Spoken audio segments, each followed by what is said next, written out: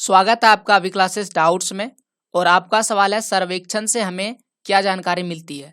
सर्वेक्षण का मतलब क्या होता है? सर्वेक्षण का मतलब पता लगाना, जानकारी हासिल करना किसी भी क्षेत्र के विषय में, किसी भी व्यक्ति के विषय में, किसी भी प्रांत के विषय में और किसी भी देश के विषय में।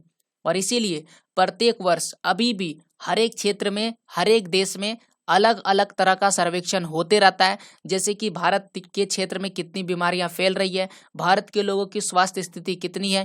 प्रत्येक 10 साल के बाद हमारे देश में जनगणना भी होती है कि भारत में कितने लोग हैं।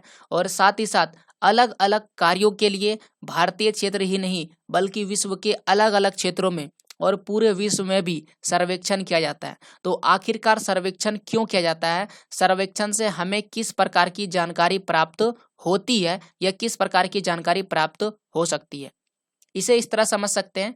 देखिए, सर्वेक्षण से हमें निम्नलिखित जानकारी मिलती है। सबसे पहली जानकारी धरती की प्रकृति, यानी कि जिस धरती पर हम मौजूद हैं उसकी प्रकृति कैसी है, जहाँ पर हम मौजूद है उसकी मिट्टी की गुणवत्ता किस प्रकार से है, वहाँ पर मिलने वाला पेड़ पौधा और जीव जंतु, फसलों और स्थानीय इतिहास के विषय में हमें जानकारी मिलती है।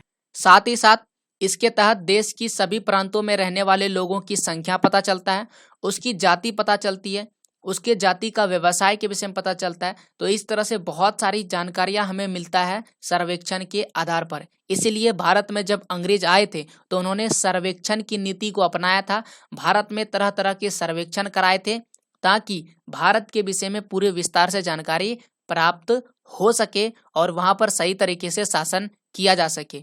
तो ये था सर्वेक्षण से हमें क्या जानकारी मिलती है। अगला डाउट हमें जरूर कमेंट कीजिएगा। वीडियो देखने के लिए थैंक यू।